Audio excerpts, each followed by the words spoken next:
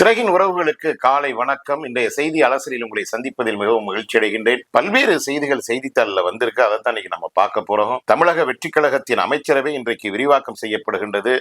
அதில் காங்கிரஸ் கட்சியை சார்ந்த 2 சட்டமன்ற உறுப்பினர்கள் ராஜேஷ்குமார், விஸ்வநாதன் அப்படிங்கிற அந்த 2 பேரும் அமைச்சராக இன்றைக்கு பதவி ஏற்கிறாங்க. ஒரு மிகப்பெரிய வரலாற்று துரோகத்தை தமிழ் இனத்திற்கு நடிகர் விஜய் அவர்கள் அவருடைய கட்சி தமிழக வெற்றி கழகம் செய்திருக்கின்றது. எல்லாருக்குமே இது ஏன்னு தெரியும். ஏன்னா இந்த மாதத்தில் தான், இந்த மே மாதத்தில் தான் 2009ஆம் ஆண்டு தமிழீழத்தில் நம் தொப்புள் கொடி உறவுகள் ஒரு திட்டமிடப்பட்ட இனப்படுகொலையை சந்தித்தார்கள்.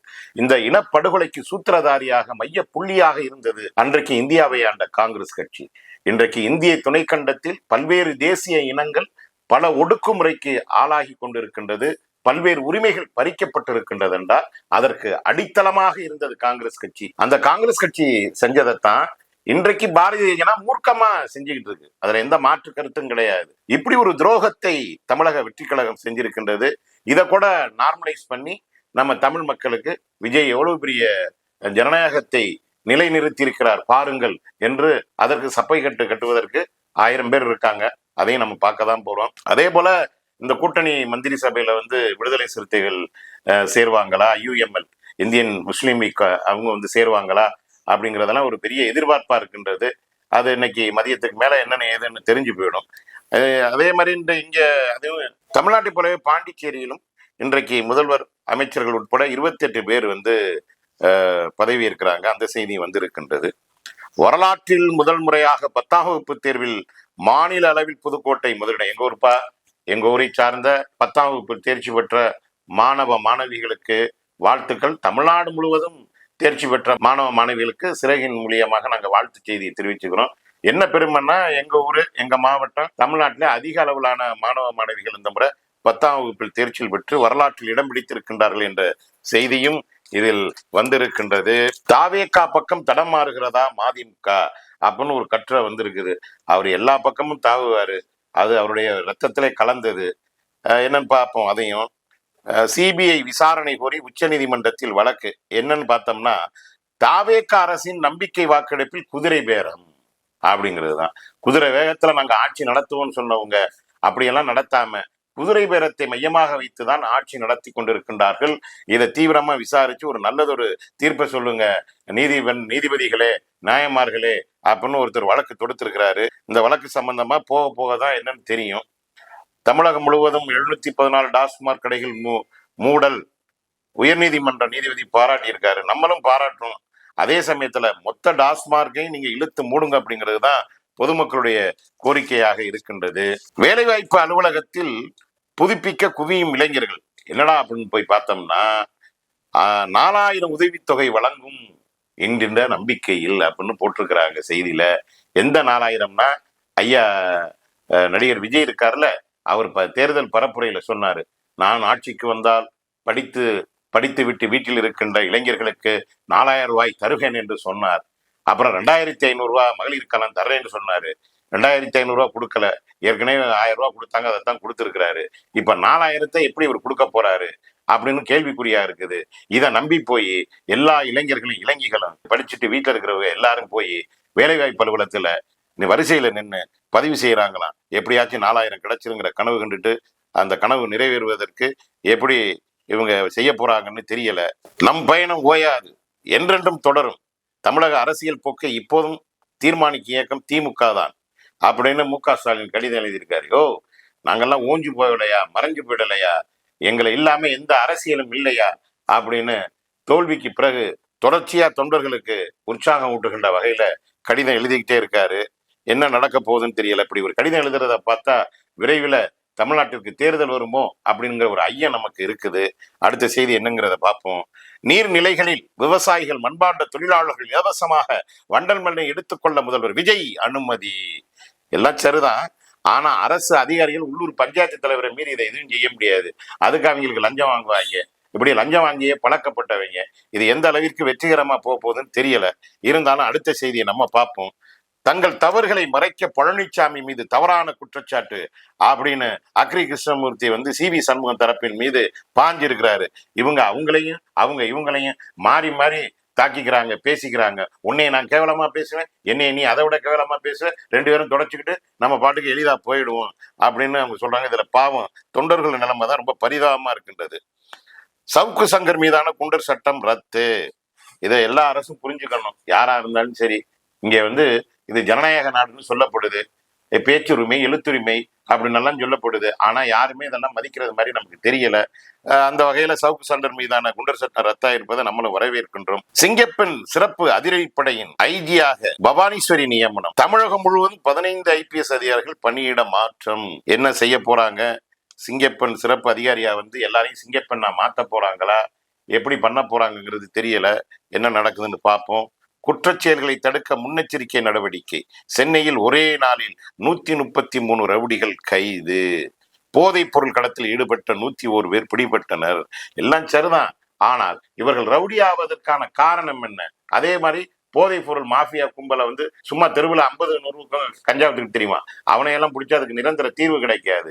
நிரந்தர தீர்வு இந்தியா முழுவதும் போதை கும்பலை இயக்குவதற்குன்னு ஒரு பெரிய மாஃபியா கும்பல் இருக்குது. அவங்க அரசியல்வாதி, அதிகாரி, இப்படி எல்லாருடையும் தொடர்புடையவங்க.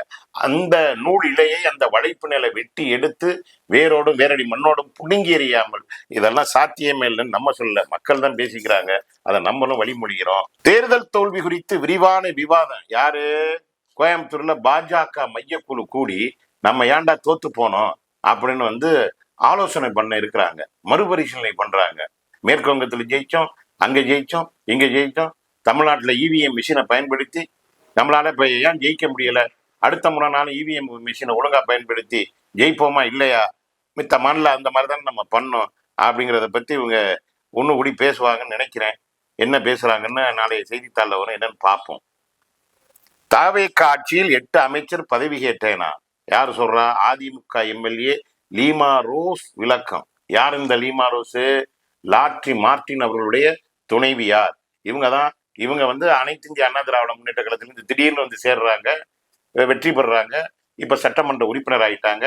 இப்போ ஒரு கோஷ்டியோட அணி தலைவி மாதிரி மாறிட்டாங்க. இவங்களுடைய மருமகன் தான் தமிழக வெற்றி கழகத்தின் ஆதவ அர்ஜுனா, அவர் அமைச்சராக இருக்கிறாங்க. இவங்களுடைய மயன் ஜோஸ் சார்லஸ், அவர் தான் பாண்டிச்சேரியில NR காங்கிரஸோட இணைந்து போட்டியிட்டு வெற்றி பெற்று இப்ப அமைச்சரா இருக்காரு. இப்படி பாருங்க, இதெல்லாம் யதார்த்தமா நடக்குதுன்னு நீங்க நினைக்கிறீங்களா? இந்த அம்மா தான் சொல்றாங்க, 8 அமைச்சர் பதவி நான் கேட்டேனா CV சண்முக தலைமையில இணைஞ்சு, அதெல்லாம் அப்படியெல்லாம் நான் கேட்கல, என்னை அப்படியெல்லாம் தப்பா நினைக்காதீங்க அப்படின்னு சொல்லையிலே இவங்க கேட்டிருப்பாங்கன்னு நமக்கு தோணுது. என்ன செய்யறாங்கன்னு பார்ப்போம். நீட் வழக்கில் கைதானவருக்கு 1500 கோடி சொத்து. அடே அப்பா! 8 ஏக்கரில் பள்ளிக்கூடம், கல்லூரி கட்டி வருவது அம்பலம். அப்ப இவ்வளவு நாள் 1500 கோடி ரூபாய் சொத்து சேர்க்கிறவனையும் யாருன்னு யாருக்கும் தெரியல. அது 8 ஏக்கர்ல பள்ளிக்கூடம், கல்லூரி கட்டி வருவதெல்லாம் இப்பதான் தெரியுதான். என்னமோ தொபுக்கட்டீர்னு புதுசா சொல்றாங்க நம்மள. எவ்வளவு பெரிய அயோக்கியத்தனம் பாருங்க. நீட் தேர்வே அயோக்கியத்தனம், அதை முற்றிலுமா நீக்கணும்னு சொல்றோம். இப்படி தொடர்ச்சியாக இந்த நீட் தேர்வை அமல்படுத்தி ஏழை எளிய மாணவர்களுடைய மருத்துவ கனவில் மண்ணள்ளி போட்டு இந்த திட்டத்தை தொடர்ச்சியா அந்த தேர்வை நம்ம மேல திணிச்சுக்கிட்டே இருக்கிறாங்க. அப்ப இது அறிமுகமானதிலிருந்து, இது வந்ததிலிருந்து பல்வேறு மாணவர்கள் தற்கொலை செய்து கொண்டு செத்து போயிட்டாங்க. இதுல தொடர்ச்சியா முறைகேடு நடந்துகிட்டு இருக்குது. இதே போலதான் அகில இந்திய மருத்துவ கவுன்சிலின் தலைவராக கேத்தன் தேசாய்னு ஒருத்தர் இருந்தார் காங்கிரஸ் கட்சி ஆட்சி காலத்துல. இதே மாதிரிதான் 1500 கோடி ரூபாய்க்கு மேல சொத்து. அதே மாதிரி வீட்டுக்குள்ள கடந்து ஒரு 800 கிலோ தங்கம் இப்படின்னு எல்லாம் எடுத்தாங்க.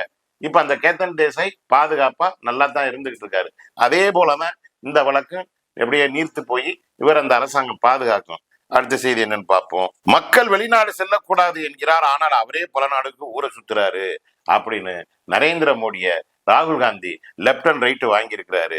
நீ என்னையா எங்களை எல்லாம் எங்கேயும் போகாத, தங்கம் வாங்காத, காரை பயன்படுத்தாத அப்படின்னு சொல்லிட்டு ஊரு பூரா உலகம் முழுக்க சுத்தி வந்துகிட்டு இருக்கே, இது நியாயமா அப்படின்னு கேட்டிருக்கிறாரு. அந்த கேள்வியில நமக்கும் நியாயம்தான் தோணுது. திரிணாமுல் MP சயோனி கோஷ் தலைக்கு 1 கோடி ரூபாய் பரிசறிவித்த பாஜக பிரமுகர். என்ன உள்ளுக்குள்ள போய் படிச்சா என்ன தெரியும்?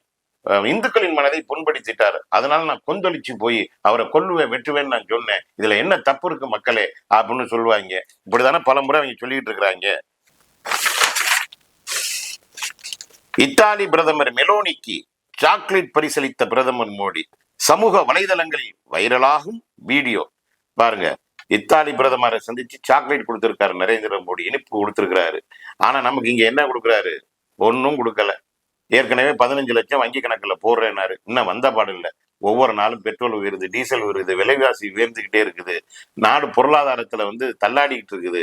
இதுக்கெல்லாம் தீர்வு கொடுக்க முடியாத ஒரு பிரதம மந்திரி வெளிநாட்டுக்கு போய் அங்கே உள்ளவங்களுக்கு சாக்லேட் கொடுக்குறாரு, நமக்கு அல்வா கொடுக்குறாரு அப்படின்னு மக்கள் பேசிக்கிறாங்க. முதலில் வீட்டில் இருந்தே பணி செய்ய உத்தரவிட்ட நிலையில் அதிகாலை 4 மணிக்கு 8000 ஊழியர்கள் பணி நீக்கம். பேரதிர்ச்சி கொடுத்த மேட்டா நிறுவனம். கார்பரேட் நிறுவனங்கள்ட்ட என்ன எதிர்பார்க்க முடியும்? இந்த கூத்து தான் நடக்கும். இப்படி உலகம் முழுக்க பல்வேறு நிறுவனங்கள் தொழிலாளர்களை வீட்டுக்கு அனுப்பிக்கிட்ட வேலையை கச்சிதமா செஞ்சுக்கிட்டு இருக்காங்க. 8000 பேர் நீ என்ன செய்ய போறாங்க, என்ன பண்ண போறாங்கன்னே தெரியல. பாவம், அவங்களுக்காக நம்மளை வருத்தம் தான் தெரிவிக்க முடியும். இந்தியா மத்திய கிழக்கு ஐரோப்பா வழித்தட கனவு நனவாகும். பிரதமர் மோடி இத்தாலி பிரதமர் ஜார்ஜியா மெலோனி தகவல். இதெல்லாம் சர்வதேச பிரச்சனை. இவங்க 2 பேர் மட்டும் சொல்லி இதை சரி பண்ணிட முடியுமா? மத்திய கிழக்குல எவ்வளவு பெரிய யுத்தம் நடந்துகிட்டு இருக்குது. இஸ்ரேலாலும் அமெரிக்காவுடைய அடாவடித்தனத்தை இவங்க தடுத்து நிறுத்திட முடியுமா? அப்படியே தடுத்தாலும் அவன் கேட்பானா? இதெல்லாம் ஒட்டுமொத்த உலக நாடுகளும் ஒண்ணு கூடி அவங்க 2 பேருக்கு ரிவிட் அடிக்காம இதெல்லாம் சாத்தியமே இல்லை அப்படிங்கிறத நமக்கு புரிந்து கொள்ள முடிகின்றது. இந்தியா பொருளாதார வளர்ச்சியை 6.4 குறைத்தது ஐநா. ஆமா, ஒட்டுமொத்த நாடே தள்ளாடிக்கிட்டு இருக்குது. அப்புறம் பொருளாதாரத்துல முன்னேறுதுன்னு ஐநா சொல்ல முடியும்? ஹார்முஸ் சலசந்தி வழியாக கடற்படை பாதுகாப்பு டேங்கர் கப்பல்களை அனுப்ப இந்தியா முடிவு. ஏதோ ஈரான் நம்ம மேல ஒரு பரிவு காட்டிக்கிட்டு இருக்குது.